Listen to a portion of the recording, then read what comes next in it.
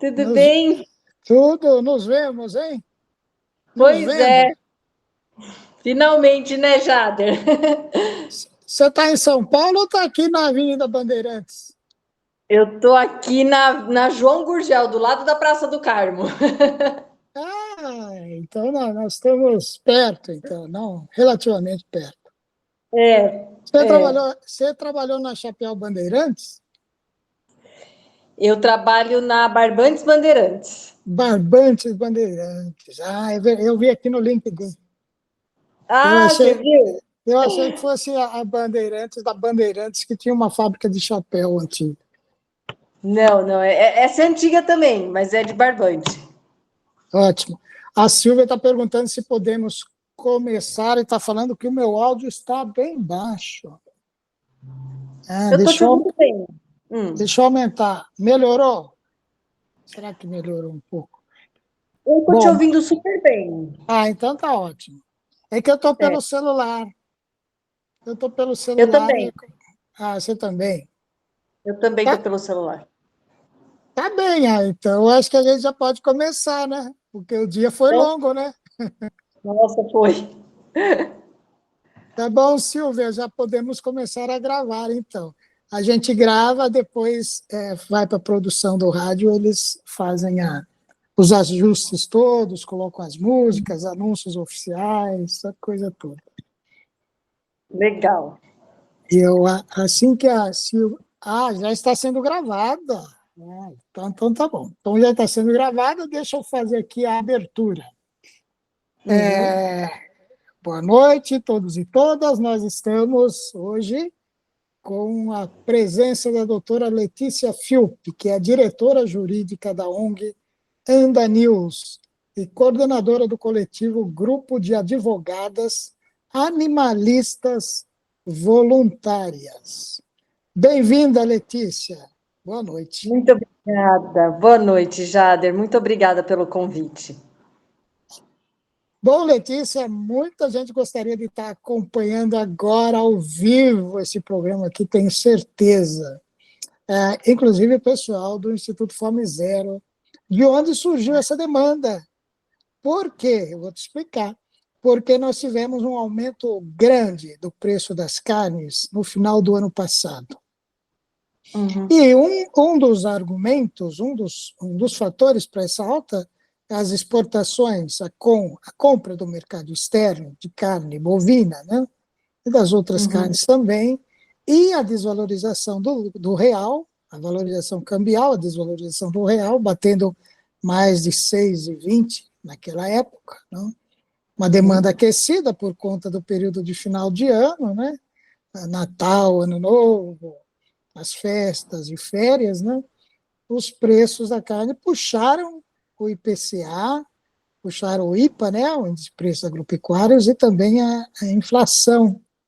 E tanto é que o Banco Central citou na carta que ele fez ao ministro da Fazenda, justificando ter extrapolado o teto da meta, que o preço dos alimentos, aí inclusive as carnes, teria motivado a extrapolação do teto da meta da Selic. Não? Uhum. Por conta disso, a gente vem acompanhando o mercado de carnes. Não? A gente vem, ora por conta do preço da ração e do milho, que sobe o preço da carne, ora é demanda, e exportações, o mercado bem aquecido, e por aí afora. E, nesse meio tempo, surgiu um comentário trazido pelo professor Sérgio Schneider, que eu já também tinha ouvido em outro grupo, de exportação de animais vivos, ou comércio de animais vivos. A gente vê aqui na nossa região, e provavelmente nas regiões onde tem frigoríficos, animais vivos das fazendas para o abate nos frigoríficos. Não? Agora, exportação de animais vivos existe, Letícia? É a primeira pergunta. Infelizmente, sim, Jader. Existe e hoje é uma atividade que vem sendo incentivada pelo poder público e procurada pelos pecuaristas, né, que antes vendiam o gado para os frigoríficos nacionais e agora estão concluíram que é mais lucrativo exportar. Então, justamente por tudo isso que você falou, né? Alta do dólar, desvalorização da nossa moeda. Então, é uma atividade que, infelizmente, voltou a ser incentivada. Ela tava meio em baixa, né, alguns anos atrás, mas ela voltou agora a ser incentivada. E com isso aí, o preço do animal em pé é mais vantajoso, então, dá mais lucro do que a carne abatida, a carne, que é o produto, né, da atividade congelada. Você tem essa informação? Esse seria. Eu digo assim, por que eu estou te falando isso? Porque esses dias procuraram aqui, na cidade, né, pedras de fel. E eu fui ver o que. Eu desconhecia o que era, fui pesquisar um pouco. Bom, cheguei até Barretos, onde tem 2 frigoríficos grandes, e daí com outros colegas, etc. E me disseram que tem um setor dentro do processo de fabricação, que se chama setor de cálculos, que trabalha com pedras de fel. Então, isso teria a ver ou não na exportação do animal vivo? A pedra vai junto também, que é super valorizada, né? É a pedra de rim, né? A pedra que dá nos rins, né, do animal. É muito valiosa essa pedra, mas não tem a ver, Jader.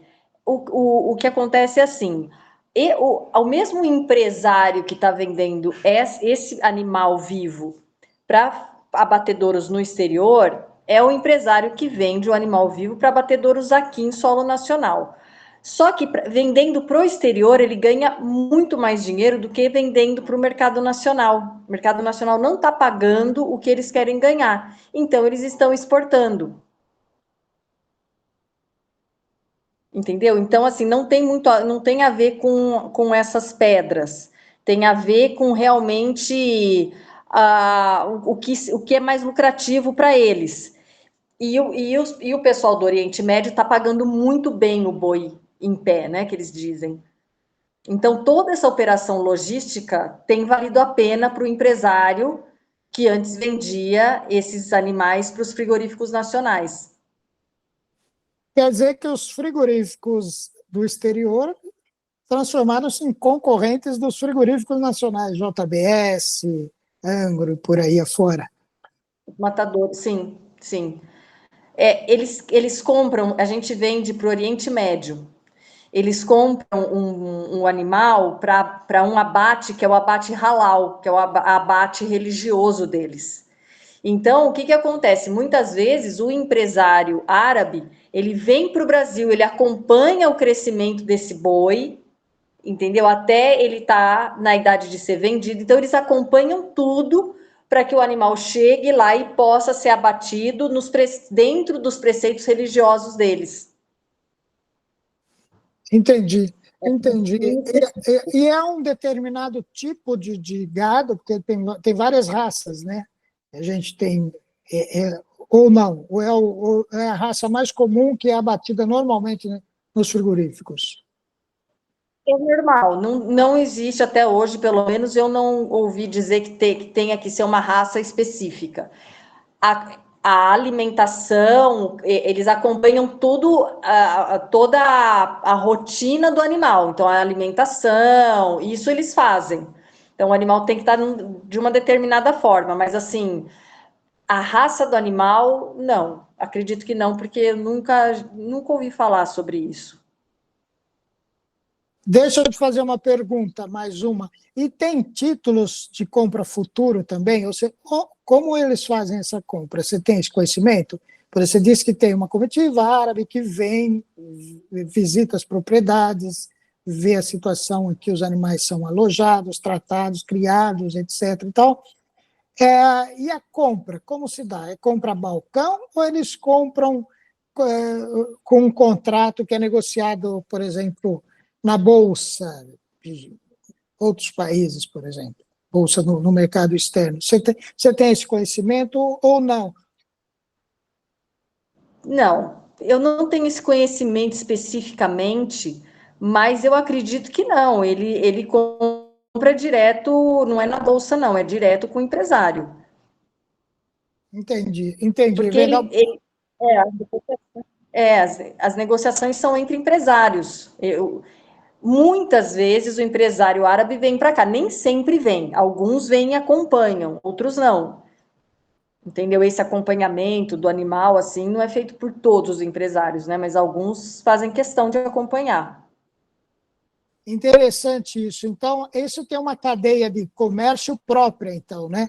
Ou seja, não é anunciado na internet, como a gente vê uma roupa, por exemplo, um carro. Certamente isso tem um circuito de informação que é bem próprio, né? Bem,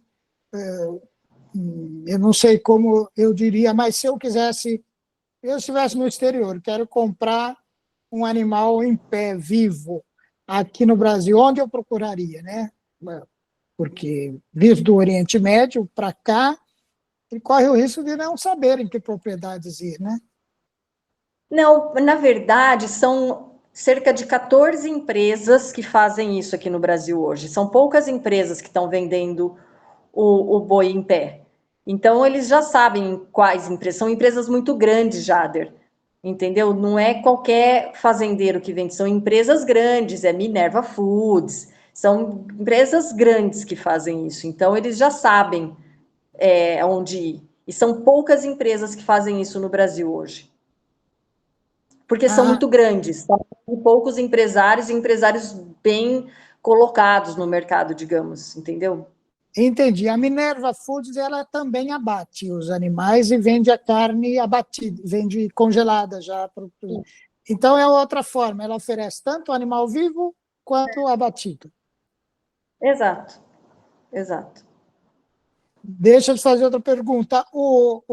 A gente vê, às vezes, no jornal, na televisão, nas redes sociais, uma determinada pessoa famosa dizendo que na propriedade dela agora não se abate mais bois, né? Ela não, por conta, sei lá, de algum princípio, antes abatia, esse pessoal que tem 20, 30 mil cabeças, antes abatiam, mas agora na minha propriedade não há mais, não vendo, não abate-se mais o animal. Você chegou a ver uma frase, uma citação desse tipo ou não? Eu já ouvi isso, mas nunca li a respeito para saber se realmente esse é um empresário que não está abatendo aqui no Brasil para vender o boi em pé, entendeu? O que eles fazem, Jader, essa cadeia comercial é o seguinte: eles compram, essas empresas grandes, eles compram o gado de vários fazendeiros menores. Então ele vai comprando, ele vai comprando. Esses fazendeiros vendem para essas grandes empresas. Quem exporta são as grandes empresas, entendeu? Então talvez o fazendeiro não esteja batendo na propriedade dele, porque está vendendo esse animal para uma dessas grandes empresas que vão exportar. Mas eu não sei assim te dizer os motivos pelos quais alguns empresários estão falando isso, né? Que não estão abatendo na propriedade. Podem ter outros motivos também. Tá certo, entendi. Escuta, e você tem uma ideia da dimensão do volume? Porque nesse bate-papo que antecedeu essa nossa entrevista, o pessoal comentava, mas não, é muito pouco, é praticamente irrisório o volume de comércio de animais vivos no Brasil. O Brasil não tem essa prática. Se ocorrer, ela é bem marginal, residual. Enfim, e outros disseram o seguinte: não, acontece, mas é em alguns estados. E nesses estados onde acontece, o volume é bastante representativo. Então, como a gente poderia dimensionar esse comércio? Você tem Esse ideia? comércio, olha, para você ter uma ideia, só no ano passado foram exportados 883 mil animais vivos.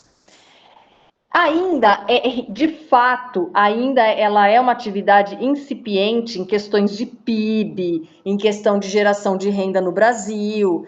ela é uma atividade que ela beneficia muito pouco o povo brasileiro, de modo geral. Ela beneficia poucos empresários que fazem essa atividade, que é o que eu te falei, são empresas muito grandes, né? Então, ela realmente, para a economia do Brasil, ela não representa muita coisa. Por outro lado, em termos ambientais e de direitos animais, ela já passou do limite há muito tempo, porque são 883 mil animais que tiveram todos os seus direitos afrontados nessa logística, fora todo o risco ambiental que essa atividade representa. Então, assim, e outra, ela ainda é incipiente, mas ela vem sendo incentivada. Então, ano a ano, você vê um crescimento dessa atividade, que não poderia estar acontecendo pelas questões que eu te falei. Ela é absolutamente insustentável sob o ponto de vista dos 3 pilares da sustentabilidade. Ela não é sustentável economicamente, ela não é sustentável ambientalmente e ela não é sustentável socialmente. Então, os 3 pilares da sustentabilidade nessa atividade, todos são prejudicados. Meu Deus. A gente fica assim, atônito diante dessa notícia, porque a exploração dos animais vivos, a gente tem, primeiro, a ideia, quantos quilômetros eles viajam vivos, por exemplo, porque aqui, tudo bem, da propriedade até o abatedouro, onde lá acontece o abate, tentam dizer que esse abate é humanizado, entre aspas, né? Não sei como seria isso. Mas eu estou imaginando aqui como, e dizem, né? Os antigos dizem, né? Que eles sabem que está sendo levado para o abate naqueles caminhões fechados, muito confinados, comprimidos, naquelas carretas. Ele sabe, o animal sabe que está indo para o abate. No sítio é muito cruel, a gente sabe disso, que o abate clandestino ele é feito sem dó nem piedade, né? É uma coisa muito triste. Agora, relata um pouco para a gente o que essa exportação de animais vivos, em que sentido, que onde ela viola o direito dos animais ou a legislação sobre o direito dos animais? Em que aspecto, principalmente? Jader, em todos os aspectos. Primeiramente, eles vão pegando, a gente tem os animais nas fazendas, essas grandes empresas compram esses animais, elas passam com os caminhões boiadeiros na propriedade rural, pega o boi. São milhares de quilômetros até a primeira fazenda, que é a fazenda de quarentena. Então, eles pegam na fazenda de origem, vem com o caminhão boiadeiro lotado de bois, cada caminhão boiadeiro tem aí uma capacidade de bois, dependendo do tamanho do caminhão. E aí vem esses bois, eles podem ficar até 12 horas viajando em pé dentro do caminhão, sem comer e sem beber. Antigamente, a legislação do Ministério da Agricultura e Pecuária, ela propunha até 4 horas de viagem para um animal desse. Depois, por pressão dos empresários, a lei foi modificada e aí você podia viajar com esses animais por até 8 horas. Hoje, a legislação flexibilizou essa norma e hoje um caminhão boiadeiro pode viajar até 12 horas, lotado de bois. Esses bois vão em pé, sem comer e sem beber por 12 horas. É um sofrimento que já começa aí. Esses caminhões, o animal vai sacolejando lá dentro, vai defecando, urinando, ele escorrega, muitas vezes eles chegam machucados nessa quarentena, nessa fazenda de quarentena. Então, os maus tratos começam aí. É aterrorizante para esses animais ficarem todos amontoados dentro de um caminhão. Então, eles saem da fazenda de origem e vão diretamente para essa estação prévia, que é uma quarentena, é uma fazenda. Aqui em Ibaté tem uma. eles ficam nesse confinamento para testar toda a sanidade deles, né? Fazer todos os exames para ver se estão aptos a continuar a viagem. Então, eles ficam um período, mais ou menos uma semana, se não me engano, nessas fazendas. Nessas fazendas, esses animais são misturados a outros animais, o que gera um pânico neles, porque o bovino é um animal social. Então, quando você coloca vários bovinos de várias fazendas diferentes no mesmo ambiente, isso cria neles uma insegurança emocional muito grande, briga por hierarquia, alguns são mais agressivos, alguns menos, e isso já gera uma tensão entre eles, e eles estão confinados. Então, emocionalmente para o animal, isso é devastador. Ele foi separado dos seus pares, ele foi separado dos animais com quem ele convivia, e agora ele está no meio de outros animais estranhos, alguns mais agressivos, alguns menos agressivos. Então, já começa daí os maus tratos. Fica nessa fazenda. Dessa fazenda, vamos supor, aqui em Ibaté tem uma. Ele sai daqui de Ibaté, entra no caminhão novamente, e ele vai ficar nesse caminhão até chegar no Porto de São Sebastião, que já são mais tantas horas de caminhão até o Porto de São Sebastião, inclusive descendo a serra, e na serra já houve acidentes graves aí com caminhão boiadeiro. Quando ele chega em São Sebastião, aí vem a pior parte da viagem. Esses animais que já estão exaustos, sem comer, sem beber, todos sujos de lama, de urina, de fezes, eles são obrigados a entrar dentro do navio. Para entrar dentro do navio, muitas vezes eles tomam choques elétricos, porque eles não querem entrar. Então, o pessoal fica com um bastão de choque, cutucando eles para eles entrarem. E aí, Jader, o navio, eles são chamados de navio sucata. Esse navio, em geral, é um navio que tem mais de 30 anos, foi adaptado para essa atividade, é um navio velho, adaptado, e com espaço mínimo do mínimo para cada animal. Para você ter uma ideia, a norma do mapa determina que seja 1 metro quadrado por animal.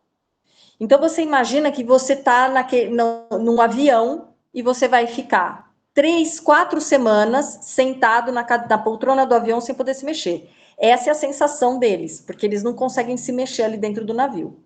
Eles lotam o navio com animais, muitas vezes 20 mil, 25 mil, 27 mil animais. E eles vão fechados nesse navio até o destino final. Então, eles vão ficar 3 semanas dentro desse navio. Depois de 1 semana que eles estão dentro do navio, o nível de fezes chega até o pescoço desses animais, porque não tem onde defecar, é muito bicho. São toneladas e toneladas de dejetos. E é assim que eles seguem viagem. Então, os maus tratos estão em toda essa logística, Jader. Não existe nenhuma norma que possa poupar esses animais de sofrimento numa logística dessa insana, né?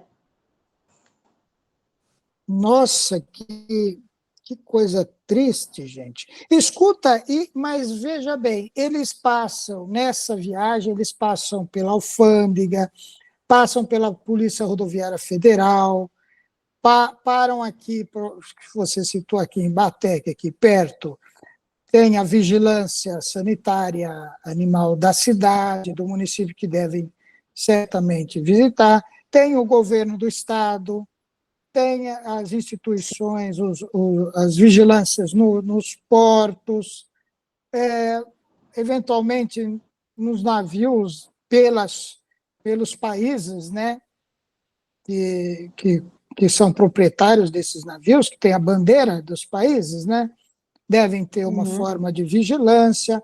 Quer dizer, a normatização, a regulamentação aí, frente ao direito dos animais, então, é praticamente vazia, nula, inexistente ou ineficiente. É ineficiente.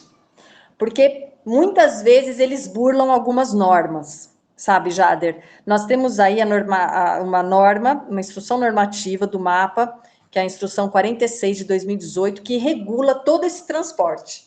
Então, se você ler a instrução 46, a gente percebe que muitas normas contidas ali dentro não são respeitadas pelos exportadores, e muitas vezes os fiscais fazem vista grossa para isso, porque a atividade é muito lucrativa, porque são grandes empresas envolvidas.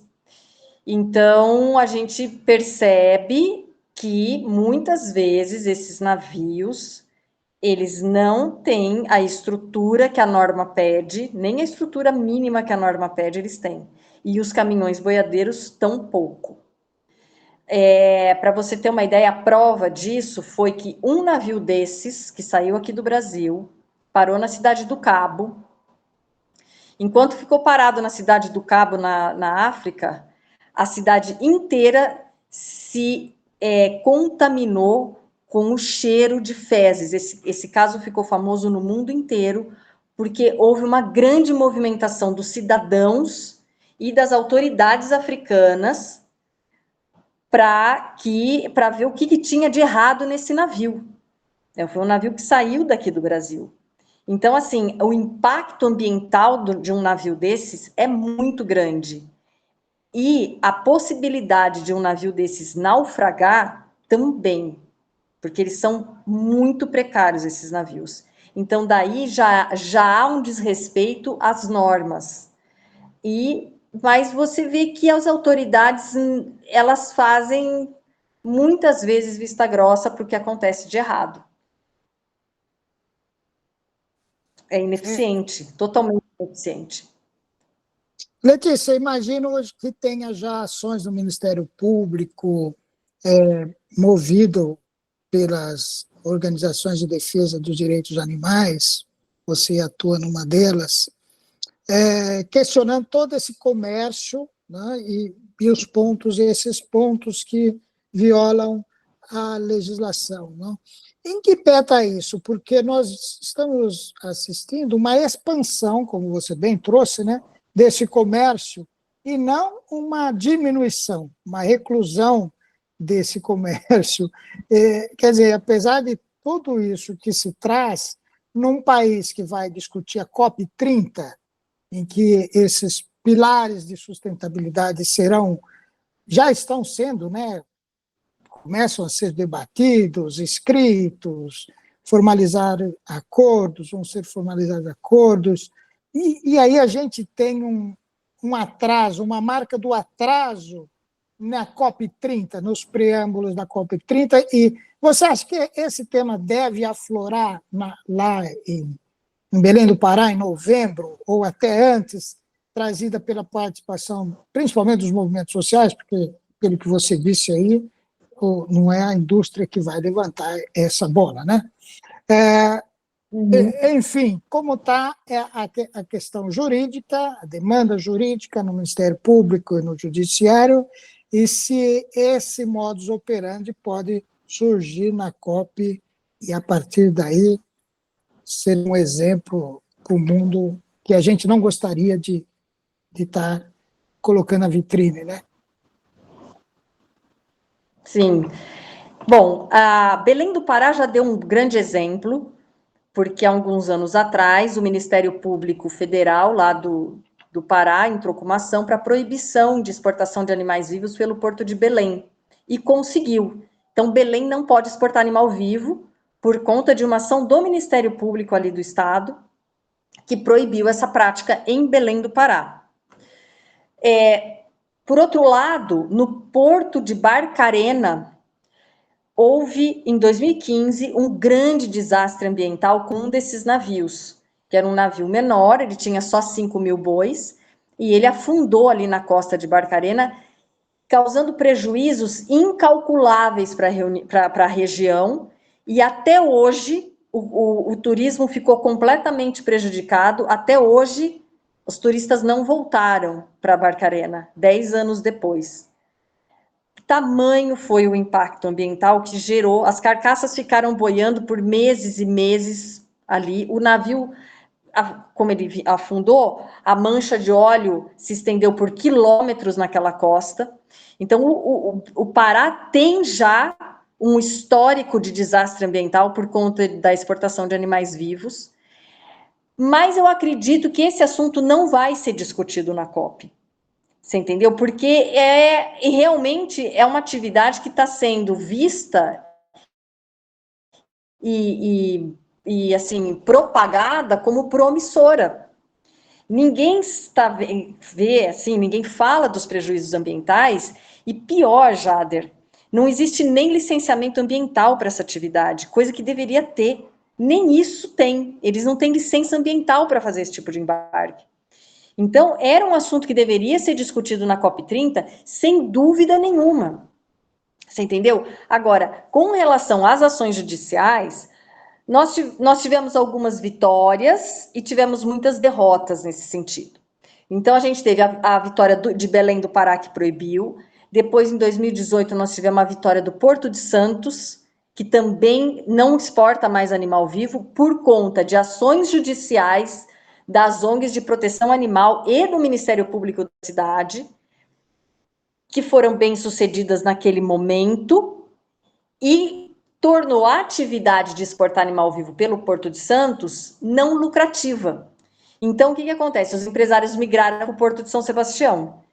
Por conta da resistência da cidade, houve muita resistência da população, porque, Jader, se você não imagina o que é um caminhão boiadeiro passando no meio de uma cidade, jogando dejetos o tempo inteiro, os animais lá dentro, chorando, e as pessoas ouvem esses choros, e isso impacta no emocional da sociedade de uma forma que o Ministério Público de Santos entrou com uma ação por danos morais coletivos contra a Minerva Foods e ganhou, porque as pessoas ficam emocionalmente impactadas com o sofrimento dos animais, fora a poluição que causa um caminhão boiadeiro dentro de uma cidade. Então, em Santos, a população realmente se revoltou e nós não temos mais exportação pelo Porto de Santos. Tem um terceiro porto, que é o Porto de Antonina, no Paraná, que o Ministério Público também entrou com uma ação, dizendo que a cidade não tem estrutura para suportar esses caminhões boiadeiro rodando pelo meio da cidade, é uma cidade pequenininha e histórica. Conseguiu também, Porto de Antonina também não exporta mais animais vivos.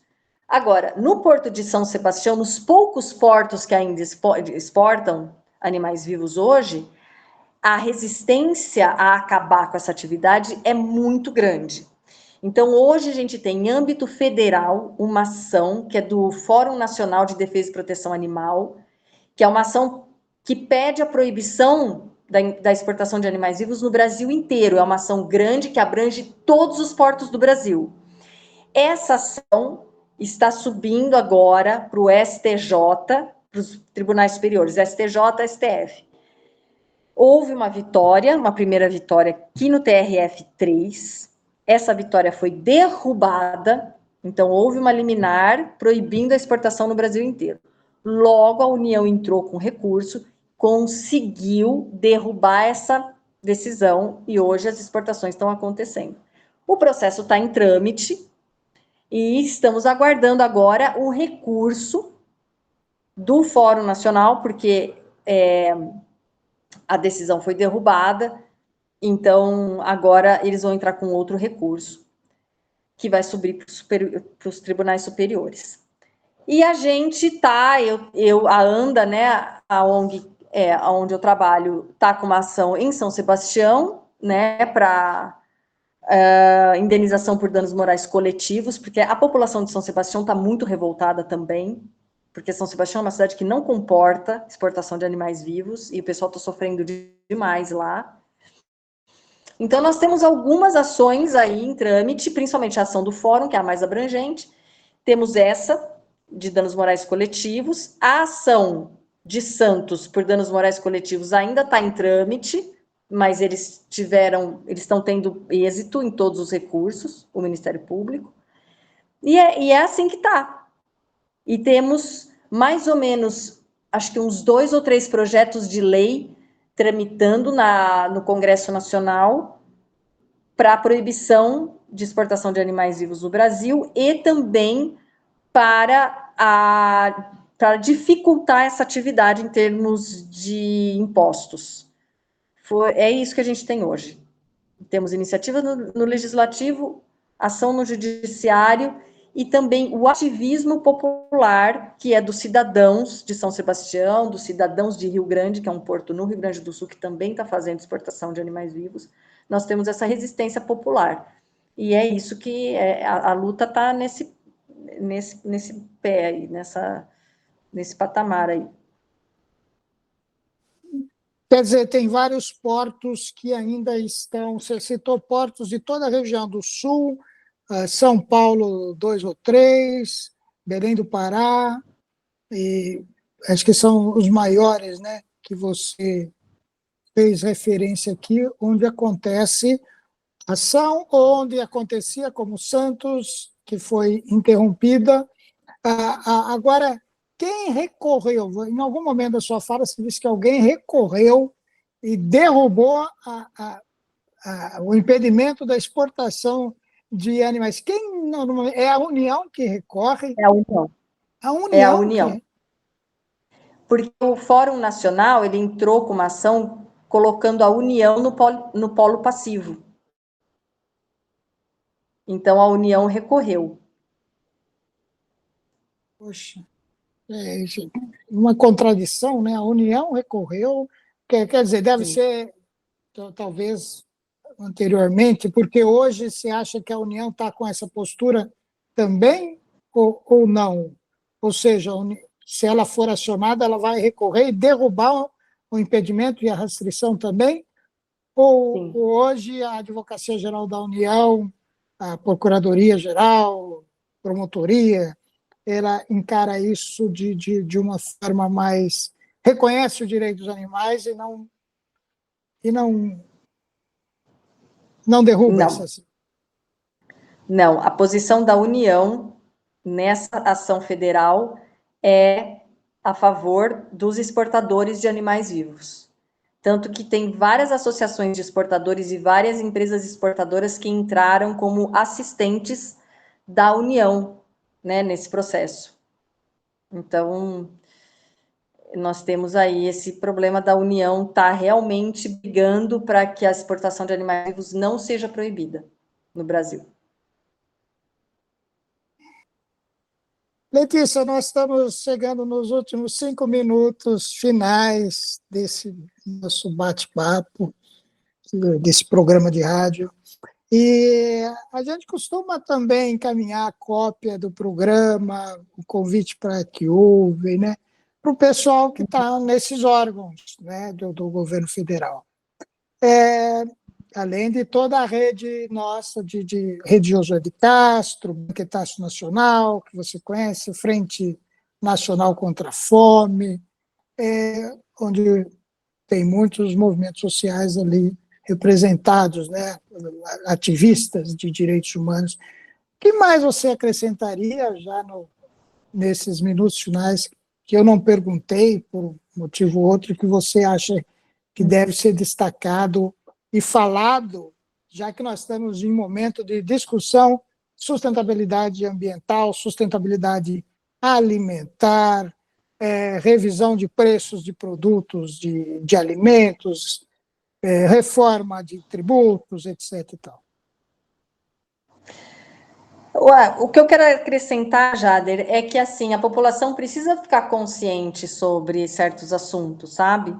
A exportação de animais vivos, ela é nociva para toda a sociedade, ela afronta o direito a um meio ambiente equilibrado, sabe? Ela afronta o direito dos animais, a gente precisa entender, eu queria acrescentar isso, os animais, eles não são, hoje em dia, os animais não são mais coisa semovente ou bem ambiental.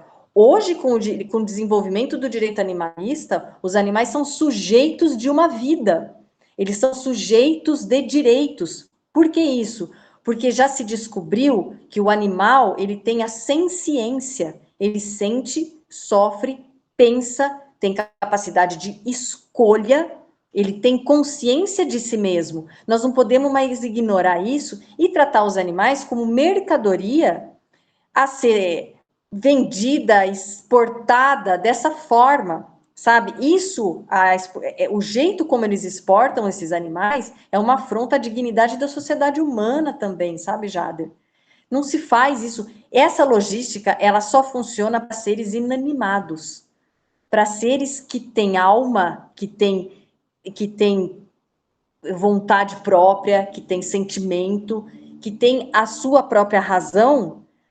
Isso é uma afronta muito grave à moral, à ética e à dignidade de todos nós, não só dos animais. Então, nós precisamos pensar sob esse ponto de vista, tirando o aspecto ambiental, que pelo princípio da prevenção, precaução, jamais uma logística dessa poderia existir, pelo risco que ela representa ambiental, mas pelo aspecto ético-moral disso. Nós estamos exportando seres que pensam, sofrem e não escolheram estar ali.